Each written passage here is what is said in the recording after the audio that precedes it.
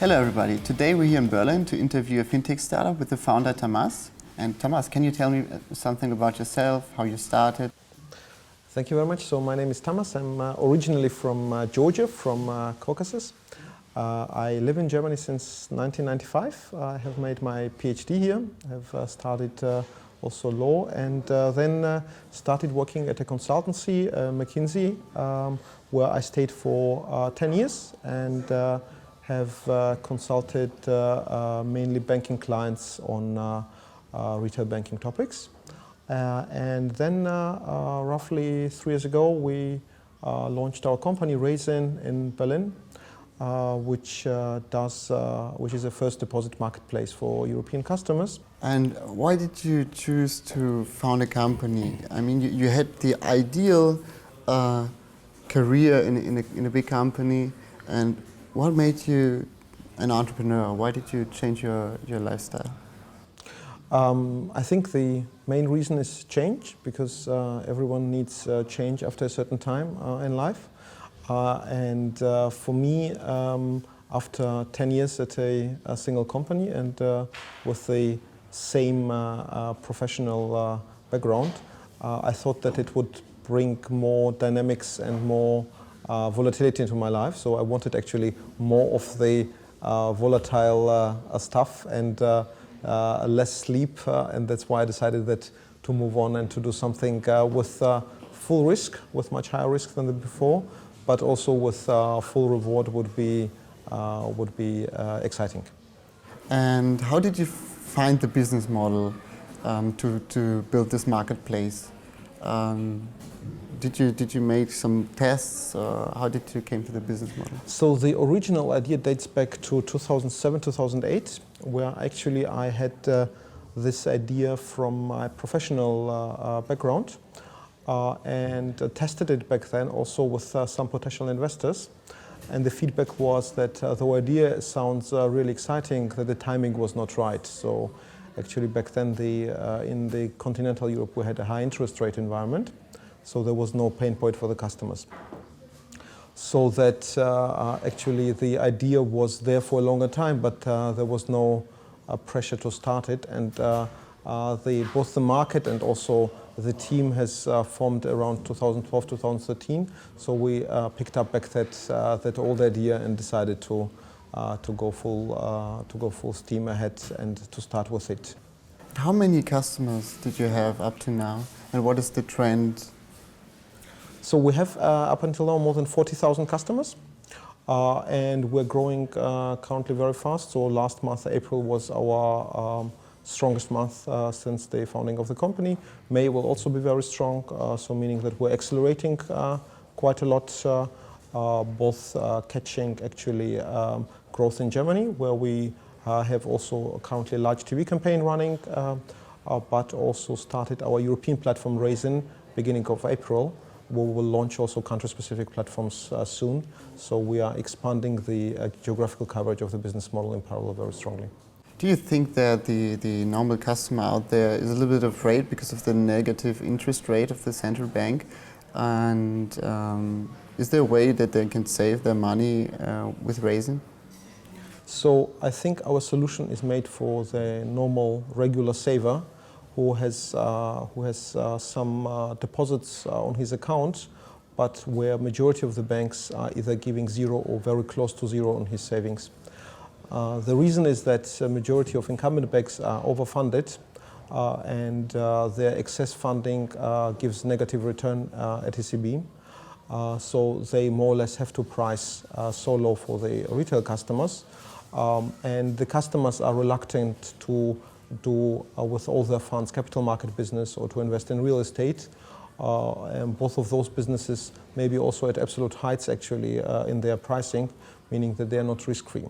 So for a regular saver who has part of his savings which he wants to be liquidity and deposits, there we have a solution where he can get considerably higher interest rate and spread his deposits across various banks, retaining 100,000 deposit insurance per bank, so increasing also his deposit insurance limit on one platform. So you can invest like 500,000 and split it to 5 banks, and he's still on the safe side because they are already backed by the European Union. Correct. So it's a harmonized deposit insurance scheme in the European Union, meaning that the individual banks are all subject to the deposit insurance scheme. So his money is protected by 100,000 or 100,000 euro at least per bank, meaning that if he chooses 5 banks, then it's 500,000. What do you think in general about the fintech industry? Is there a lot to change? I mean, okay, you have a strong corporate background and you worked in the banking industry for several years. Is it hard for young persons to found their company in the fintech area? I think the financial technology is a bit different than other areas by virtue of having limited access due to first due to the legal nature and highly regulated nature, and second also due to the initial investments. So, for example, we opted for licensing a online banking interface and also building up actually the backend platform, which as an initial cost is higher than in other areas in e-commerce or in the logistics business. So the entry barrier is a bit higher. At the same time, the customer feels less emotional about banking, so it's harder to achieve success, I think. On the other side, it's one of the areas where customers feel pain points, and very concrete pain points, be it high fees, be it low return on their interest rates, be it less convenience on mobile devices. So there are a lot of pain points to be solved. So there is a lot of opportunity out there. A lot of opportunity which asks for some initial investment and some background knowledge, and then I think there is a lot to get for young entrepreneurs. Mm-hmm. How did you do marketing when you started? Or what was your plan to get the first customers? So as we were a new brand with just one product back then and one deposit account in offering, we of course tried to produce some PR and to be actually present in the media. And luckily enough, there was a article about us at Brand 1, a German magazine, which recognized the potential of the idea and wrote quite extensively about both the platform and also us as the founders and our background, which helped us to generate really some public interest in the first month. And since then we have expanded our channels very consciously. So we started first with comparison sites, we listed our offers and our partner banks on comparison sites, and then continued with TV advertising, with financial agency networks. So we are present right now at almost 30,000 financial agents can offer our products through their broker pools. We continue further with the building out our channels and are becoming, I think, well known, at least in our domestic German market. A recent survey has resulted that actually our brand is the most well-known fintech brand when it comes to the asset side of the business in Germany, with almost 10% of people aware of us and our offering. And with whom did you start this company with? How did you find them and why? So I think this is actually an important part of a journey, so that you do both know and trust the people you start the business with. So in our case, it was all of the 3 founders were at McKinsey, so we worked there together, and we knew each other also personally very well. So it was Frank and Michael. Both of them were consultants at McKinsey, but had very different backgrounds. And one of the key questions is is the team diverse? And it seemed that it's not. All 3 having a McKinsey background in the banking sector, but at the end we had very different strengths and complemented us very well, and do it until today. So the team holds strongly together, and we complement each other very well. So that first we knew each other longer, we trusted each other, and then we had also complementary skills. And how did you hire your team? Now you're up to, how many employees do you have up to? We have 60 employees now.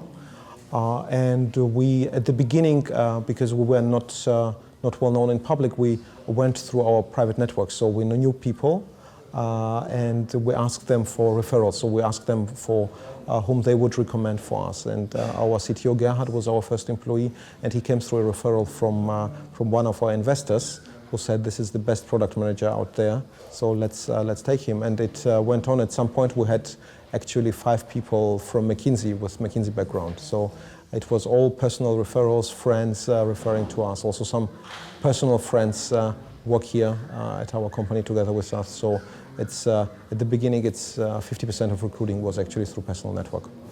And what were the key points that you had to learn as a founder and CEO of the company, because you came out of the other environment? I think one of the key things, especially in building up a marketplace business, is to have patience and to believe in the longer term vision, because as you build it up at the beginning, it seems much smaller than what you had in mind, and it moves, of course, slower. So I think 1 year down the road, we still had only 4 partners, and we thought that the concept is so good that there should be at least 10 double-digit partner banks instantly there. An average implementation with a bank took ages, so it's 1 year or more. So we start talking with banks, and it takes more than 12 months until the product is live. So all of those things combined could lead to an outcome that actually the concept is not working, and to a lot of doubts about whether this is the right route we're moving along. So, and the answer to it is patience, because first is banking is a slowly moving business, and you need some time to persuade bank boards and key employees there that this is something to go for. And the second thing is also on the internal side, a lot of motivation comes through successes, but they are not as frequent as you would imagine and you would wish for. So one of the examples, we have external investors also from VC companies, and every time they realize that everything we see and forecast and promise comes roughly 3 to 6 months later. And now we talk about it, but everyone knows, so probably the timeline will be longer. So it's now a common knowledge that it takes longer than we think. But still, it's natural. So patience is important here. How did your life change when you started this company, and also your private life? Even as a McKinsey, you have to work a lot. And if you compare it to the startup work life, what's different? I think it gives you a lot more flexibility. So it doesn't release the pressure at all. So the pressure is higher, because it's much more about your personal success, but also your friends and family, because a lot of money invested at the beginning is friends and family's money, so you don't want to fail for them as well. But pressure is higher, but flexibility is also higher. So, for example, I have a small kid and live nearby, and it's important for me that I can sometimes come a bit later and go a bit later or come earlier. I can push one meeting actually to another date. I'm more independent and more self-driven, and can influence my calendar, my everyday calendar, much more than before. So I love the flexibility, and so it's a trade-off between pressure and flexibility. So it's more pressure, but also more flexibility. What do you see, how do you see Raisin in the future? Is there a trend to extend the business model or to do other things? So we think and truly believe that the way customers interact with banks is not modern. If you think about any other type of consumer behavior, consumers want to have a single trusted counterparty and do not want to deal with 10 different counterparties in 10 different marketplaces and choose based on product, but really to go to the counterparty offering the product. So a typical digital business would work in a way like Amazon works, like large marketplace platforms work. And we think that it's not only relevant for savings and deposit business, where the products are standardized, but also for all other types of asset-based businesses. So if a customer has to invest, and as long as the investment is simple to understand and also conservative, then people tend to decide first quickly, but also to trust the central counterparty, which helps them in doing that type of business.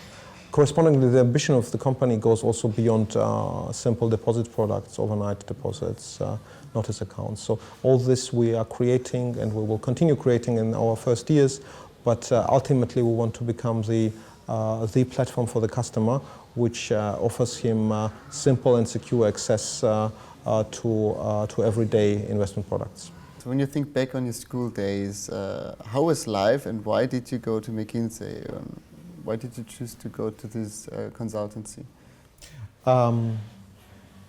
So I think the decision was not very much conscious. So it was my only application out. So I didn't apply to any other company. And back then I just ended up there by accident, or good luck or bad luck. One of my friends was at a workshop at McKinsey, and was very complimentary about the company. And my girlfriend back then said, "Oh yeah, it's a great company, McKinsey, they do this tents." So I went for a workshop. I didn't really know what the guys were doing. I went back from the workshop, which I found extremely nice, but I still didn't understand what the company was doing. So, and then the recruiter called me and said, "Why don't you apply? It's a no regret, and you come to an interview. It's in Berlin, and we cover the expenses for the flight and for the logistics." And I said, "Great, I'll go to Berlin and spend 1 or 2 days." So that was the reason for the application. Was very pragmatic, going out in Berlin, and it was my only application there. So then I ended up out of good or bad chance at McKinsey. You couldn't choose anything better, I think, right now. And what was the most important decision, whether personal or business related, in your life? I think to embrace change, also as at a bit of a high risk of failure, and not only the entrepreneurial decision, but for example, I moved to Germany in 1995. Back then I was 16, so at a very unusual age I left my home country and decided to go to a country. I didn't even speak German back then. So. That influenced, I think, a lot the way I operate, quote unquote, or the way I handle things. I have high tolerance for insecurity or for volatile environment, and I like it actually, where the future is unclear. So everything can happen for me personally. So, that's how I think my personality was also a bit formed in a foreign country at a young age. So. If you could go back in time, what would you change? I think I would not change a lot more, except for having more fun. So because sometimes people doing things because they think it's obligatory, or you have to do some mandatory stuff, but in reality you can combine it a lot with fun. So having more influence on things you are doing and having more fun while doing them, that would be fantastic. But otherwise, I think by now I realize that having fun and doing something meaningful does not contradict to each other. Okay, thank you for the interview. And I hope the viewers out there also enjoyed it. If you have any questions, leave them in the comment section below. And you can find a link to Raisin and weltsparen.de below the video. If you like this video, please leave a like or subscribe to our channel.